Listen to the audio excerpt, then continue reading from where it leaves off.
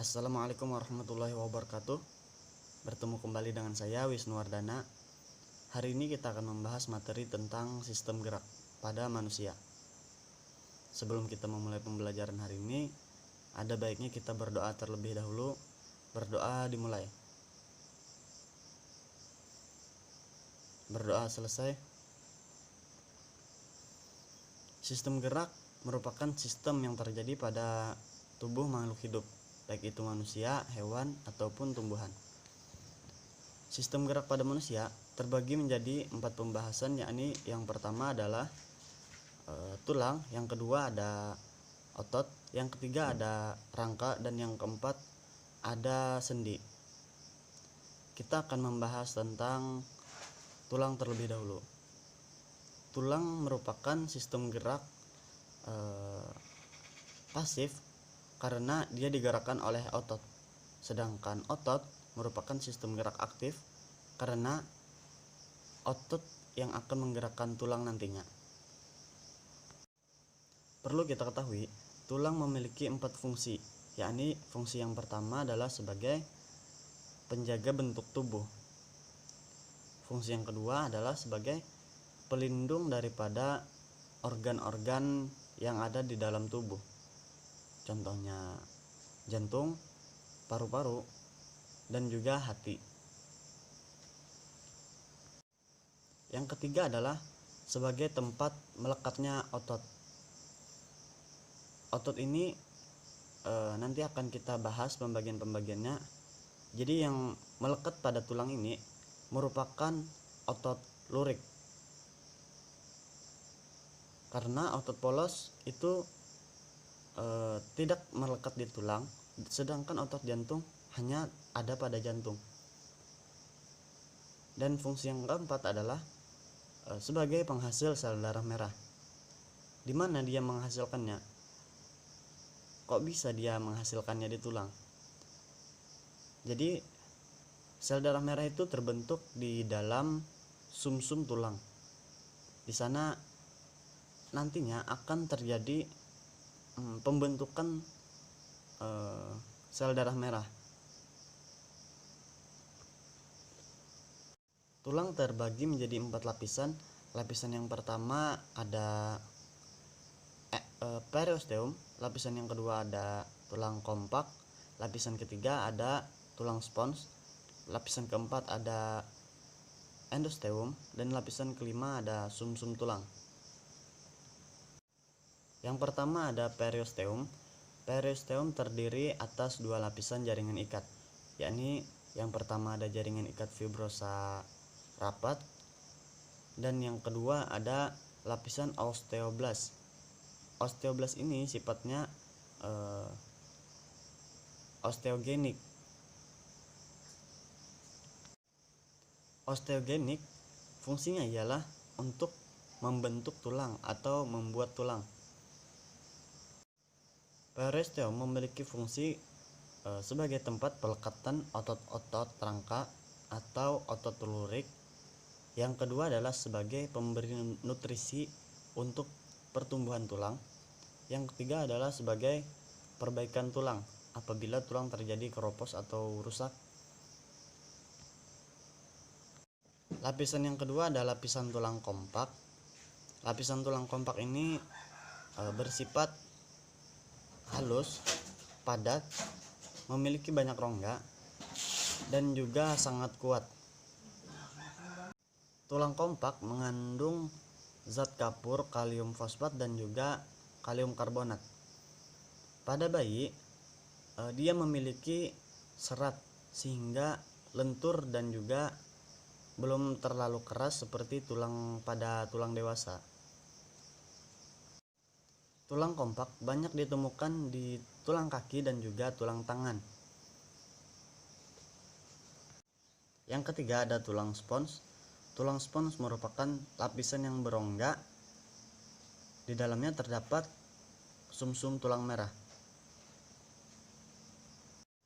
Tulang spons ini tersusun atas trabekula yang merupakan kisi-kisi tipis daripada tulang tersebut. Jadi dia tidak padat seperti tulang kompak, tetapi dia memiliki rongga-rongga atau trabekula tersebut sehingga tidak sekeras daripada tulang kompak.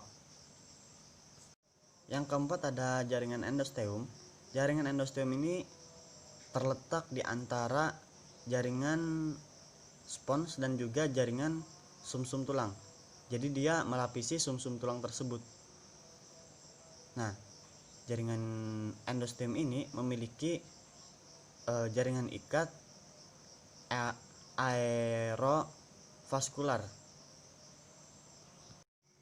Pada tulang panjang, nah contohnya seperti tulang pada bagian lengan atas, itu tuh dia terbagi menjadi dua bagian, yakni bagian yang pertama adalah bagian yang panjang dan juga bagian yang menggelembung yang terdapat di persendian ini. Nah, jadi bagian yang panjang ini terdiri atas tulang kompak dan juga sumsum tulang. Jadi di dalamnya ada sumsum tulang. Sebelum sumsum tulang ada tulang kompak namanya. Nah, sedangkan yang bagian yang menggelembung ini, yang bagian ujung tulang itu tuh terdapat jaringan spons dan juga jaringan tulang kompak, dan juga pada ujungnya dilapisi oleh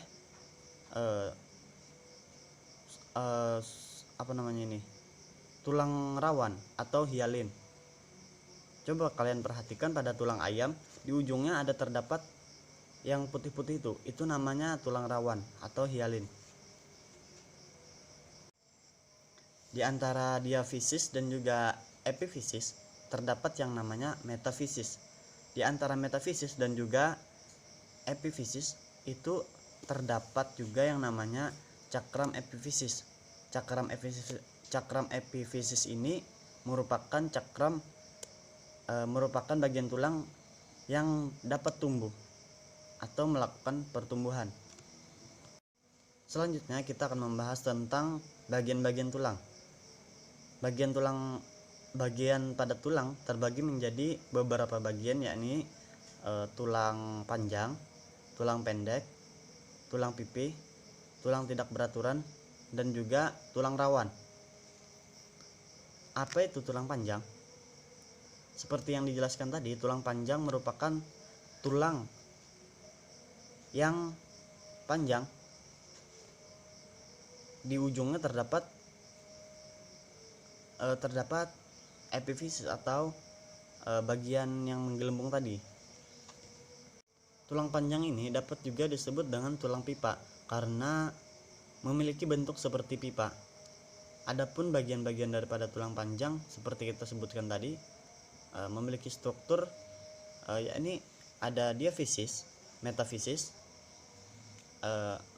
diafisis, epifisis, metafisis, dan juga cakram epifisis. Tulang pipa atau tulang panjang ini memiliki fungsi yakni sebagai penopang tubuh dan juga sebagai membentuk pergerakan tubuh. Dia tempat melekatnya otot kan, jadi dia akan membantu untuk pergerakan tubuh. Adapun contoh daripada tulang panjang atau tulang pipa ini, yakni yang pertama ada lengan atas, yang kedua ada hasta dan juga pengupil.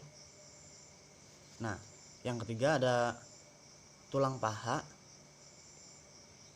tulang pangkal paha, dan juga tulang kering, dan juga tulang betis.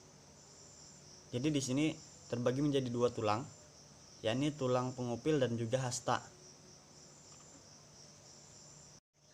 Jadi perlu kita ingat, tulang pengupil merupakan tulang yang letaknya persis di sejajar dengan ibu jari, sedangkan tulang hasta memiliki sejajar dengan kelingking. Jadi tulang pengupil sejajar dengan ibu jari, sedangkan tulang hasta sejajar dengan kelingking. Perlu diingat itu. Sedangkan pada anggota gerak bawah, di sana terdapat yang namanya tulang betis dan juga tulang kering. Letak tulang betis berada di depan. Nah, contohnya ini ini kaki bawah, ini paha contohnya. Nah, dia terletak di depan sini. Coba kalian rasakan. Nah, di sana ada tulang kering namanya. Sedangkan di belakangnya itu tulang betis.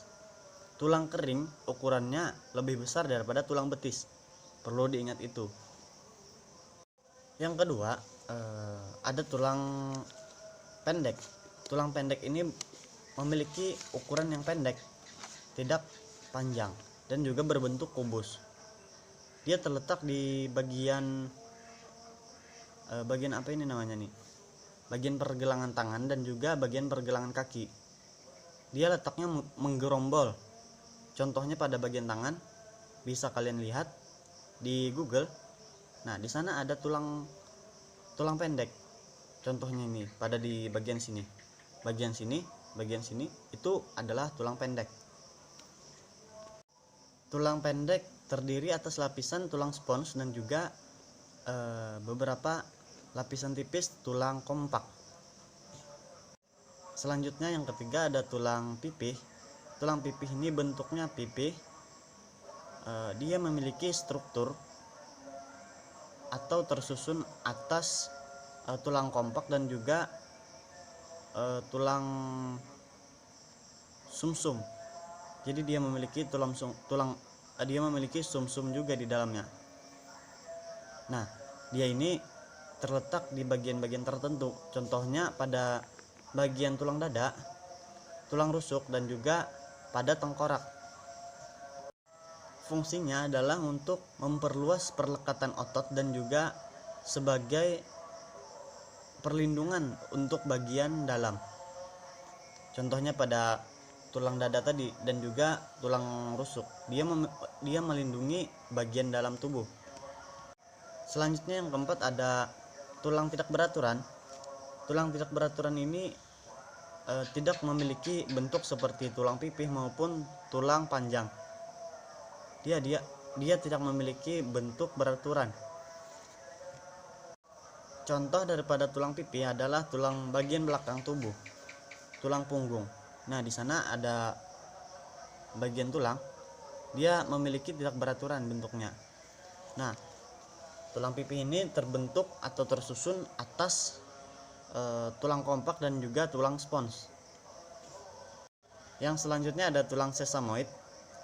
Tulang sesamoid ini tadi saya salah dalam menyebutkannya. Jadi tulang sesamoid ini contohnya ialah tulang tempurung lutut. Bentuknya kecil dan juga bulat. Dia terletak di bagian persendian. Nah, contohnya pada tulang tempurung lutut tadi, dia ada terletak di persendian lutut. Di persendian bagian bawah. Tulang sesamoid ini bersambung dengan tulang lainnya. Contohnya seperti tulang kartilago atau tulang rawan dan juga ligamen dan tulang-tulang lainnya. Selanjutnya ada proses pembentukan dan perkembangan tulang. Bapak sudah menyediakan linknya di bawah. Silahkan kalian tonton. Kita akan membahas materi selanjutnya, yakni tentang faktor-faktor yang mempengaruhi pertumbuhan tulang. Faktor-faktor yang mempengaruhi faktor pertumbuhan, yakni yang pertama ada faktor hereditas atau keturunan atau genetik.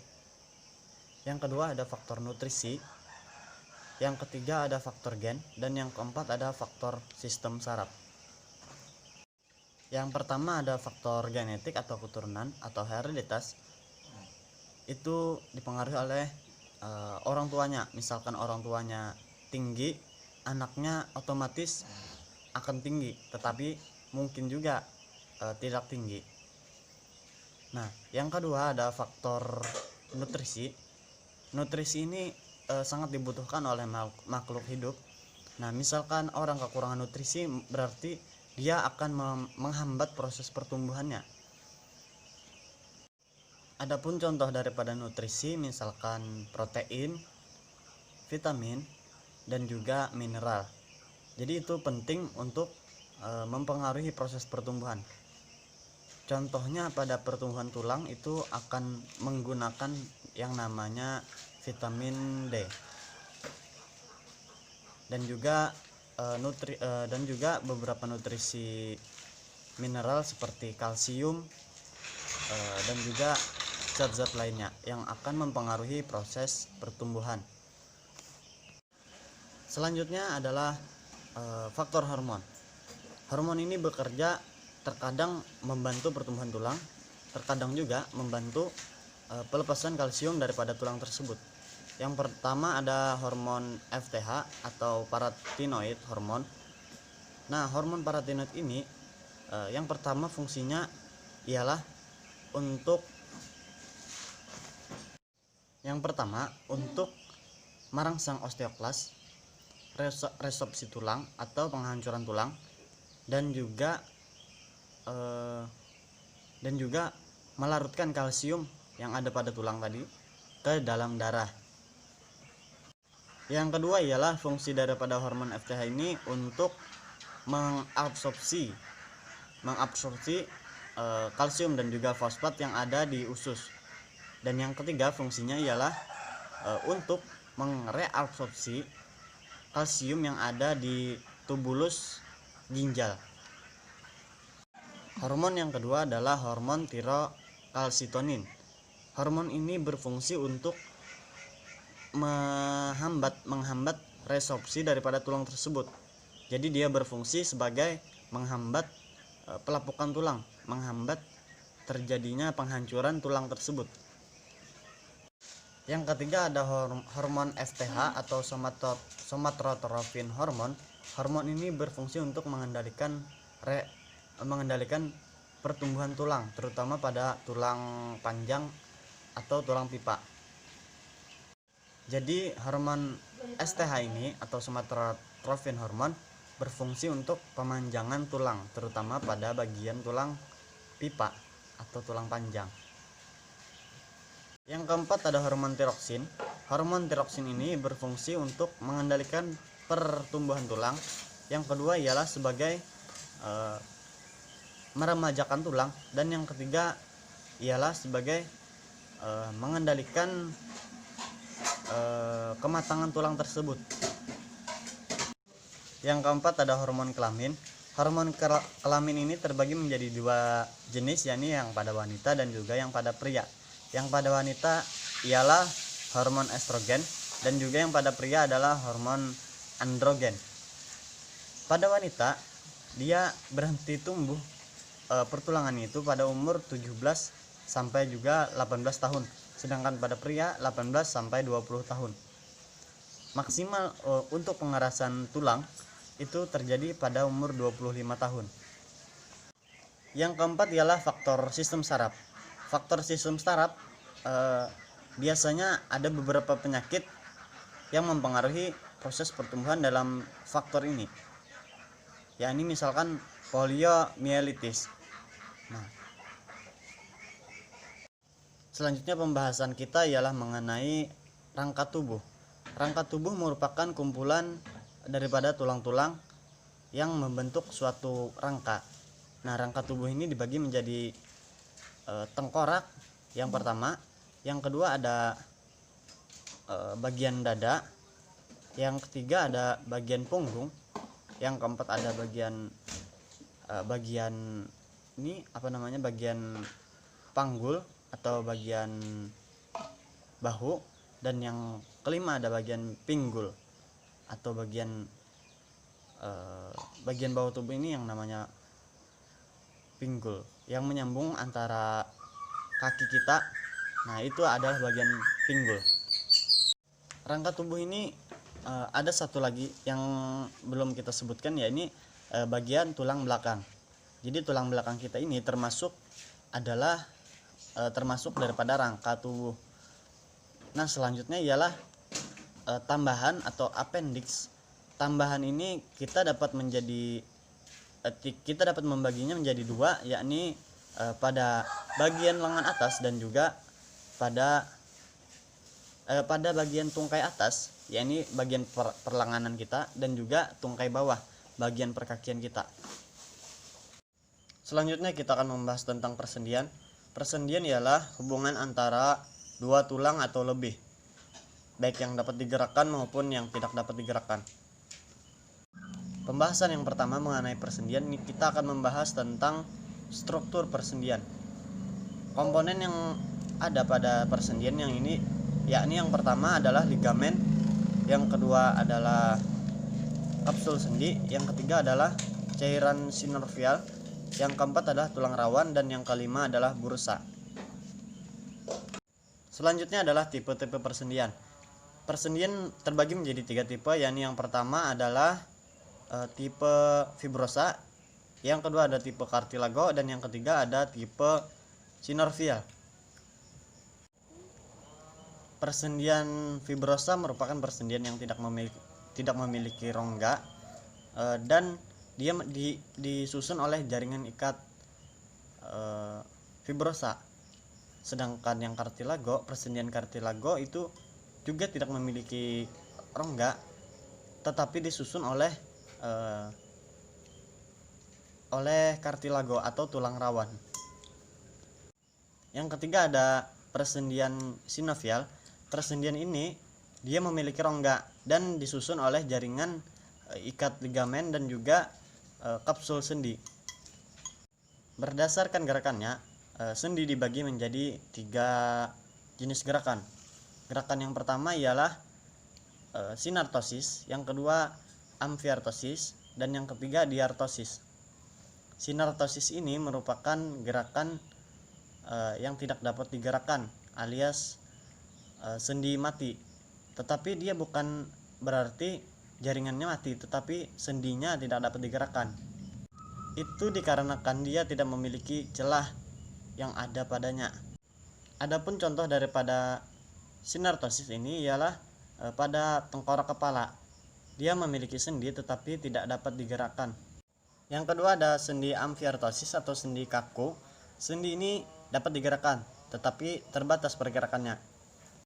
Contohnya pada tulang rusuk. Tulang rusuk itu dapat digerakkan tetapi pergerakannya terbatas.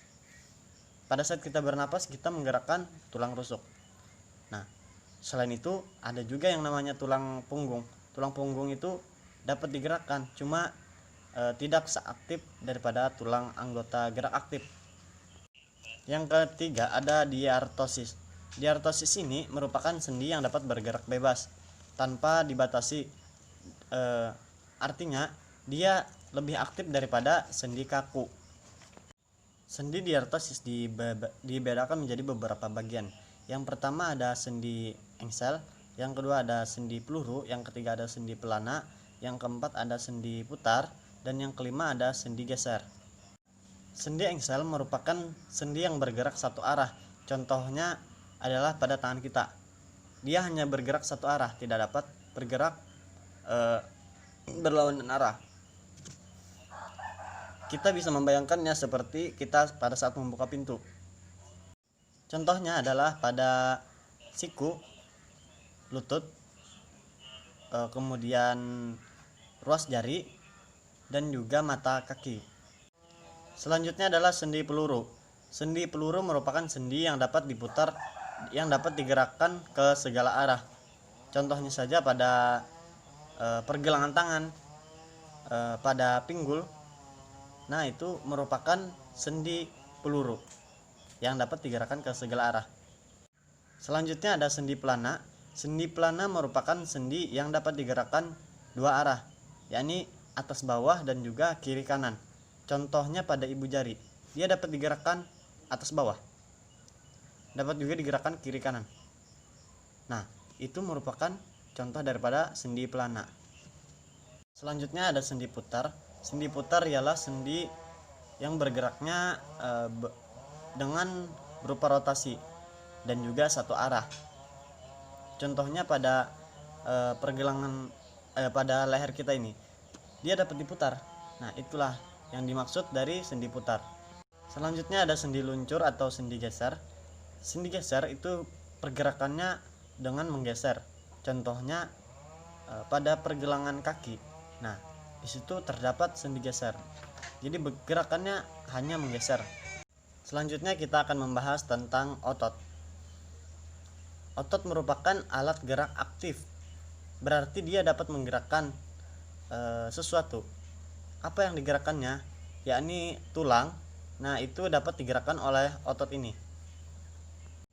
Fungsi daripada otot, yakni yang pertama ialah sebagai pergerakan, yang kedua ialah sebagai menjaga bentuk tubuh atau mempertahankan postur tubuh, yang ketiga ialah sebagai menghasilkan panas tubuh. Adapun sifat-sifat otot, yakni yang pertama ialah sebagai kontraktibilitas, yakni dia berkontraksi sehingga melakukan pergerakan. Yang kedua adalah eksibilitas. Yang ketiga adalah ekstensibilitas, dan yang keempat ialah elastisitas. Selanjutnya ialah struktur otot rangka dan juga mekanisme kerja otot. Nah, itu akan dibahas pada video yang ada di deskripsi. Silahkan kalian buka dan pelajari agar kalian mengerti. Selanjutnya kita akan membahas mengenai gangguan pada sistem gerak. Gangguan pada sistem gerak ini dapat disebabkan oleh berbagai macam, misalkan mikroorganisme, kecelakaan, atau hal yang lain sebagainya. Misalkan kekurangan mineral atau vitamin, kekurangan zat besi, kekurangan kalsium, dan juga sebagainya. Beban dan juga aktivitas berlebihan akan mempengaruhi tentang akan mengganggu sistem tubuh kita. Jadi jangan sampai kita terlalu kelelahan, nanti bisa menyebabkan terjadinya gangguan pada sistem tubuh kita. Selain itu, sikap tubuh yang salah dapat menyebabkan terjadinya gangguan pada tubuh kita. Maka dari itu kita akan membahas mengenai gangguan daripada tulang dan juga otot dan juga sendi. Yang pertama adalah gangguan pada tulang. Gangguan pada tulang ini terjadi bermacam-macam. Yang pertama daripada gangguan pada tulang ialah fraktur. Fraktur ini dapat disebut patah tulang. Fraktur ini terbagi menjadi beberapa macam, yakni yang pertama adalah fraktur simplex. Itu artinya dia tidak kelihatan dari luar, tetapi dia mengalami patah tulang. Yang kedua ada fraktur kompleks. Itu artinya tulangnya mengalami patah tulang yang mengakibatkan tulangnya keluar dan menembus dagingnya. Nah, yang ketiga ada fraktur amflosi. Fraktur ini disebabkan karena kontraksi otot yang sangat kuat sehingga tempat melekatnya otot tersebut, yakni tulang, dapat tertarik. Ini menyebabkan patah tulang juga. Berbahaya jika terjadi kontraksi yang berlebihan. Selanjutnya ada fraktur patologis. Ini disebabkan oleh tumor atau kanker yang sudah masuk ke dalam tulang, yang menyebabkan tulang tersebut menjadi rapuh. Selanjutnya adalah fraktur kompresi. Fraktur ini disebabkan karena terjadinya tekanan antara tulang dengan tulang sehingga mengakibatkan terjadinya sakit pada tulang, bisa menyebabkan patah juga. Selanjutnya adalah fraktur tergilas. Ini adalah patah tulang yang disebabkan oleh tergilas. Misalkan tergilas motor atau mobil sehingga mengakibatkan tulang tersebut menjadi retak atau bahkan hancur sehingga tulang tersebut menjadi rusak. Selanjutnya ada gangguan pada tulang belakang. Yang pertama ada kifosis. Kifosis ini berarti bentuk tubuhnya itu bengkok ke depan. Nah, bisa disebut dengan bungkuk. Artinya orang tersebut tulangnya membengkok ke arah depan. Nah, tulang pada bagian belakangnya itu mengarah ke belakang sehingga yang depan ini terlihat bungkuk. Selanjutnya ada lordosis. Lordosis merupakan gangguan yang berarti bagian bawah tubuh nih, bagian belakang tubuh menuju ke depan. Contohnya jika Anda melihat orang hamil, nah itu bagian belakang tubuhnya menuju ke depan. Selanjutnya adalah skoliosis. Skoliosis ini berarti dia mengalami pembongkokan ke arah samping sehingga tubuhnya menjadi bengkok ke arah samping. Ke arah samping ini bisa berarti ke kanan ataupun ke kiri. Selanjutnya ada sublubrikasi. Sublubrikasi ini merupakan bagian daerah leher sini, bagian tulang punggung bagian atas membengkok ke kiri atau ke kanan. Nah, itu. Kita akan membahas mengenai gangguan fisiologi tulang. Gangguan fisiologi tulang itu terbagi menjadi beberapa penyakit yang diketahui oleh manusia. Yang pertama ialah osteoporosis. Nah, ini disebabkan oleh kekurangan estrogen pada wanita dan juga androgen pada pria. Nah, osteoporosis ini menyebabkan tulang menjadi rapuh dan juga mudah patah. Ini berbahaya. Ini biasanya terjadi pada wanita yang sudah tua atau pria yang sudah tua. Selanjutnya ada rakitis. Rakitis ini merupakan penyakit yang menyebabkan kaki menjadi bengkok, menjadi huruf X atau menjadi berbentuk huruf O. Nah, ini disebabkan karena kekurangan vitamin ataupun kalsium pada anak kecil. Yang ketiga ada mikrosefalus. Mikrosefalus merupakan penyakit pada tulang tengkorak kepala. Ini menjadikan tulang kepalanya menjadi kecil karena disebabkan oleh beberapa infeksi penyakit, misalkan meningitis yang menyebabkan otaknya tidak tumbuh sehingga tulangnya yang membungkus otak jadi ikut tidak tumbuh. Nah, itu. Selanjutnya adalah yang keempat ada hidrosefalus. Hidrosefalus ialah gejala di mana kepala terlihat lebih besar daripada ukuran normalnya. Ini disebabkan karena adanya cairan yang mengakibatkan tulang tengkorak kepala menjadi mengembang atau membesar.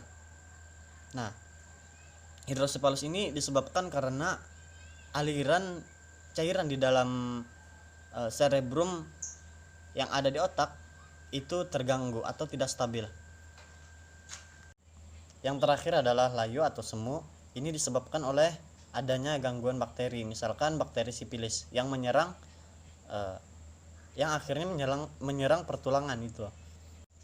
Selanjutnya adalah gangguan pada sendi.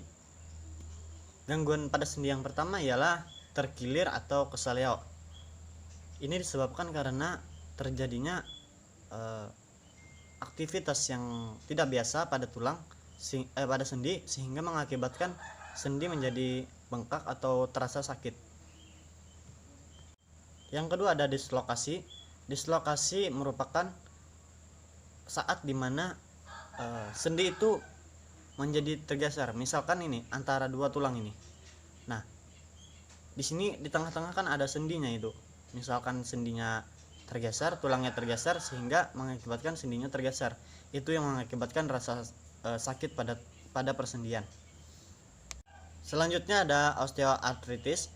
Ini merupakan penyakit di mana organ persendian mengalami keausan atau pelapukan, terkikis misalkan. Nah, itu akan mengakibatkan rasa sakit pada bantalan sendi atau tulang rawan tersebut.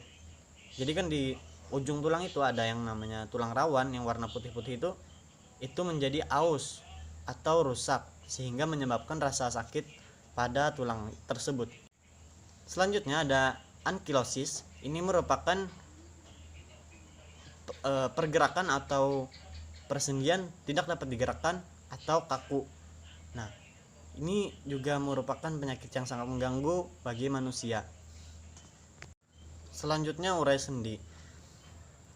Penyakit ini merupakan penyakit yang terjadi pada sendi yang mengakibatkan selaput sendi menjadi terurai atau mengalami kebocoran, sehingga terjadinya pelepasan pada ujung tulang.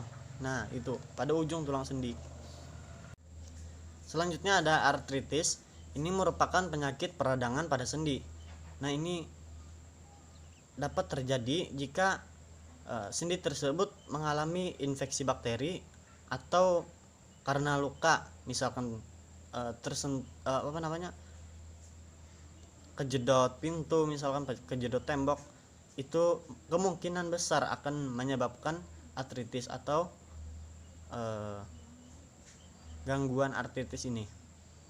Selanjutnya ialah gangguan pada otot. Nah, gangguan pada otot ini bermacam-macam juga, sama seperti tulang dan juga sendi. Yang pertama ialah kram. Nah, kram ialah suatu gejala di mana otot tersebut mengalami ketegangan sehingga mengakibatkan tidak dapat menggerakkan tulang karena terlalu tegang ototnya, sehingga otot tersebut mengeras, tidak dapat digerakkan seperti otot biasanya yang dapat menjadi elastis dan juga fleksibel. Yang kedua ada hipertrofi. Hipertrofi ini ialah kondisi di mana otot atau daging tersebut menjadi membesar. Contohnya pada binaragawan. Nah, kenapa jadi membesar? Karena pada saat olahraga atau pada saat melakukan aktivitas beban yang berat, itu otot tersebut mengalami yang namanya kelelahan. Dengan kelelahan tersebut, dia menjadi kecapean. Nah, karena kecapean dia maka akan terus memperbaiki dirinya. Nah, setelah dia memperbaiki dirinya, jika diteruskan maka dia akan terjadi pembengkakan. Nah, pembengkakan ini jika diteruskan diulang-ulang, maka akan mengakibatkan terjadinya pembesaran. Karena yang organ yang jaringan otot yang belum diperbaiki,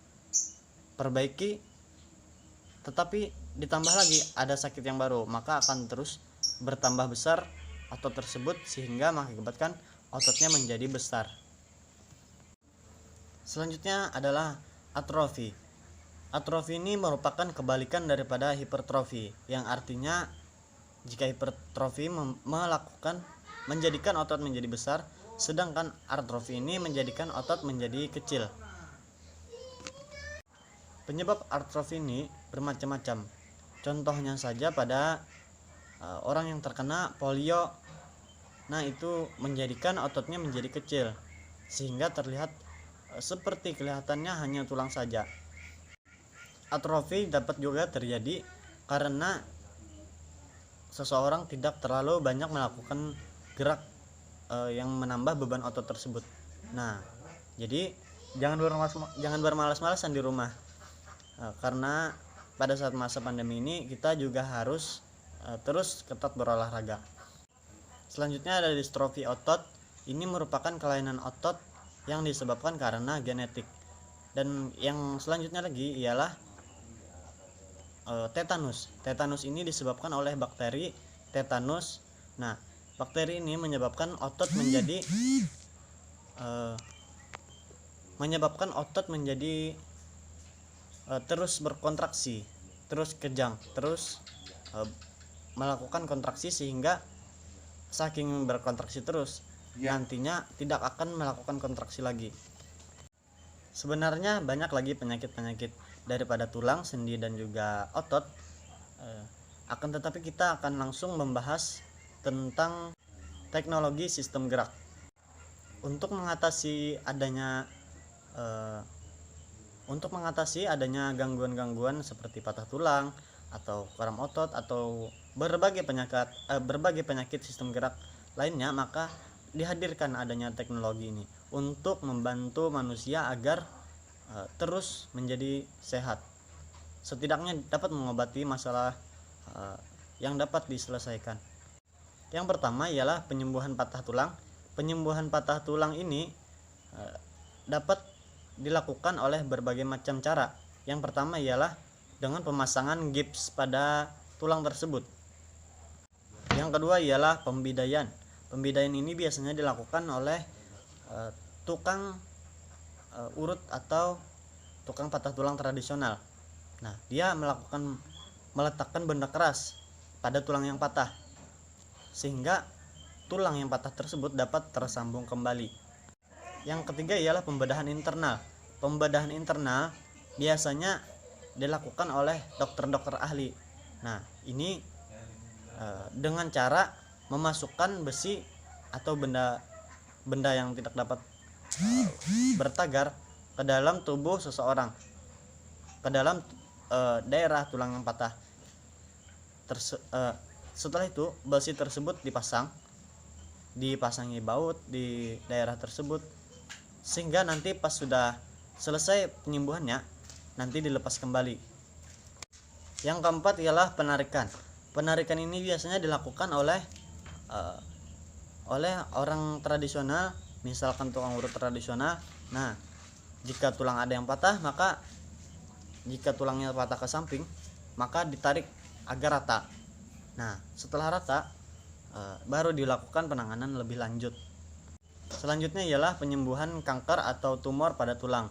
Yang pertama ialah kemoterapi, yakni dilakukan dengan kemosintesis. Yang kedua ada radioterapi.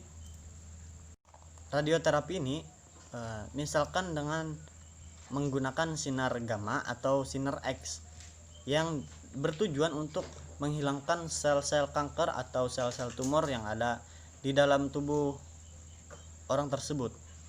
Selanjutnya yang ketiga ialah operasi. Operasi dilakukan apabila lokasi yang ada tumor pada tulang tersebut dapat dijangkau.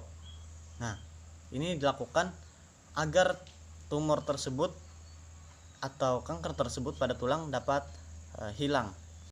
Selanjutnya ialah pergantian sendi atau penggantian sendi. Ini dilakukan apabila sendi tersebut mengalami kerusakan. Nah, diganti dengan apa? Dengan sesuatu yang sudah dimodifikasi, misalkan sendi buatan, sendi dari logam atau metal dan sebagainya, yang akan mempermudah daripada pergerakan orang tersebut. Selanjutnya ada transplantasi sumsum. Transplantasi sumsum ini dilakukan kepada seseorang yang sumsumnya sudah rusak, tetapi diambil dari sumsum orang lain yang masih bagus. Ini dilakukan teknik khusus untuk memasukkannya agar sumsum tersebut tetap hidup di dalam sumsum yang baru. Selanjutnya ialah tangan dan juga kaki bionik. Ini merupakan tangan atau kaki buatan yang menyebabkan manusia dapat menggunakan tangan buatan tersebut untuk melakukan aktivitasnya jika dia telah kehilangan tangannya. Misalkan kehilangan satu tangan, bisa diganti dengan tangan bionik atau kaki bionik tersebut. Selanjutnya ada kursi roda. Kursi roda merupakan kursi yang digunakan jika orang mengalami suatu kelumpuhan atau patah tulang. Nah, ini sangat membantu bagi orang-orang yang lumpuh atau orang-orang yang tua. Nah, sehingga dia dapat beraktivitas walaupun aktivitasnya tidak seaktif biasanya. Ada banyak teknologi yang ada di dunia ini untuk mengatasi masalah sistem gerak pada manusia. Jadi untuk lebih lanjut maka kalian harus cari tahu mengenai teknologi tentang penyakit sistem gerak ini. Selanjutnya kalian buka LKS masing-masing. Nah, kerjakan pada bab ini mengenai ABC-nya, mengenai pilihan gandanya, dan dikumpul kepada saya. Mengerjakannya di kertas folio, nanti dikumpul dalam bentuk foto saja. Nah, langsung jawabannya saja, jangan ditulis soalnya, tidak apa-apa. Ya mungkin itu saja penyampaian dari saya. Salah khilafnya mohon dimaafkan. Wabillahi taufiq wal hidayah. Wassalamualaikum warahmatullahi wabarakatuh. Untuk menutup pertemuan kita hari ini, ada baiknya kita berdoa terlebih dahulu. Berdoa dimulai, berdoa selesai. Alhamdulillahirabbil alamin. Terima kasih. Assalamualaikum warahmatullahi wabarakatuh.